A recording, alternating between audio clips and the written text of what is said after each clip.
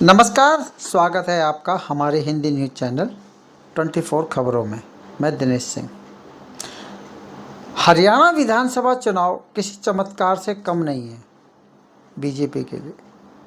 कांग्रेस 10 साल की anti incumbency को मुद्दा बनाकर सत्ता के लिए उत्साहित थी। हुआ भी कुछ ऐसे ही। शुरुआती रुझानों में कांग्रेस सत्ता से आगे बढ़ रही थी, लेकिन जैसे ही 9:30 बजे उसके बाद अचानक पासा पलट गया। जो बीजेपी 10 से 15 सीटों पर सभी चैनलों में सिमटती दिख रही थी, वह अचानक से बढ़ने लगी। दोपहर होते होते एकदम क्लियर पिक्चर होने लगी कि भाजपा इस बार फिर से तीसरी बार बहुमत की ओर बढ़ रही है। पूर्व मुख्यमंत्री भूपेंद्र सिंह हुड्डा सभी चैनलों में यह दावा कर रहे थे कि 2:30 बजे तक का इंतज़ार करें, तभी वे कोई आधिकारिक रूप से भाषण देंगे और तभी पिक्चर क्लियर होगी। लेकिन यह पिक्चर शाम तक वैसे ही रही, कोई बदलाव नहीं, जैसा कि अपेक्षित था। रुझानों में भाजपा की सरकार बनते दिखाई दी तो भाजपा की तरफ से कहा गया कि शाम को प्रधानमंत्री भाजपा मुख्यालय में भाषण देंगे। प्रधानमंत्री नरेंद्र मोदी ने भाजपा मुख्यालय में अपने कार्यकर्ताओं को संबोधित करते हुए देश को बताया कि लोगों को भाजपा क्यों पसंद है। मंगलवार को मतगणना के दौरान हमने अपने लेख में बताया था कि भाजपा सत्ता में वापसी और कांग्रेस की सत्ता से दूरी क्यों रही, आखिर क्या कारण था। आज इस विश्लेषण को हम बारीकी से बताने जा रहे हैं और वे 6 कारण बता रहे हैं आपको कि जिसके कारण कांग्रेस हरियाणा में सत्ता से चूक गई। नंबर 1, कांग्रेस ने कई सीटों पर उम्मीदवारों का बहुत ही गलत चयन किया और साथ ही साथ इसी उत्साह को लेकर पार्टी को काफ़ी नुकसान हुआ। दूसरा, आम आदमी के साथ समझौता ना होना। इसके कारण 5 नज़दीकी सीटें बहुत ही नज़दीक के मुकाबले में गंवाई हैं कांग्रेस ने।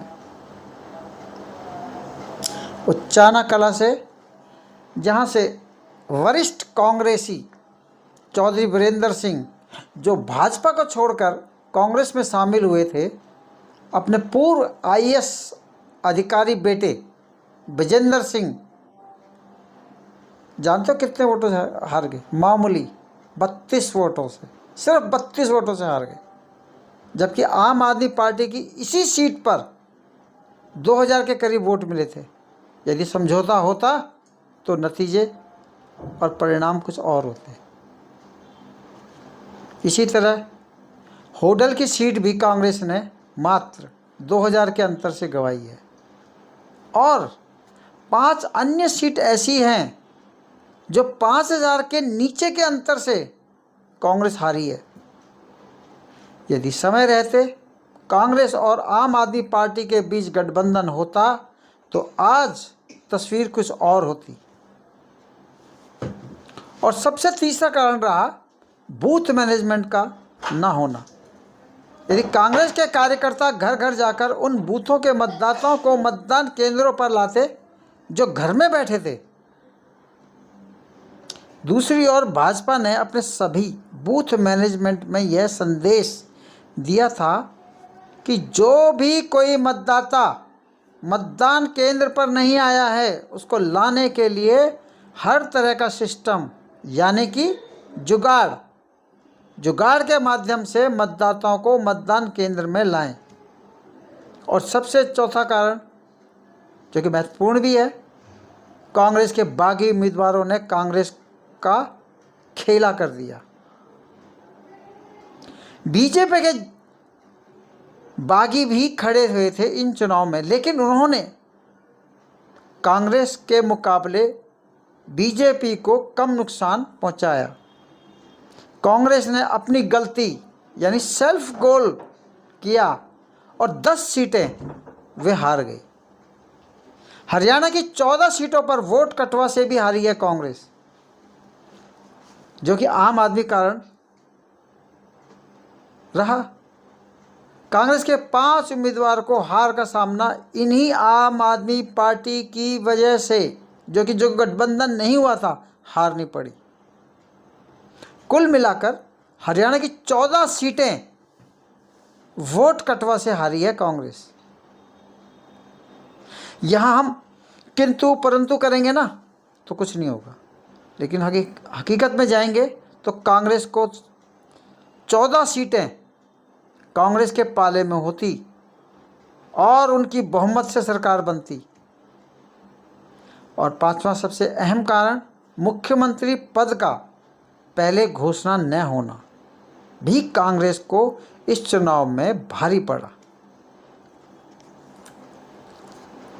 जाट नेता और 2 बार के मुख्यमंत्री भूपेंद्र सिंह हुड्डा ने जिस तरह अपने दावेदारी ठोकी थी, उसे कांग्रेस की वरिष्ठ दलित नेता कुमारी शैलजा ने अपनी कोई भी रैली भूपेंद्र सिंह हुड्डा के साथ साझी नहीं की। हरियाणा के लोग वैसे भूले नहीं हैं पूर्व मुख्यमंत्री भूपेंद्र सिंह हुड्डा के कार्यकाल को।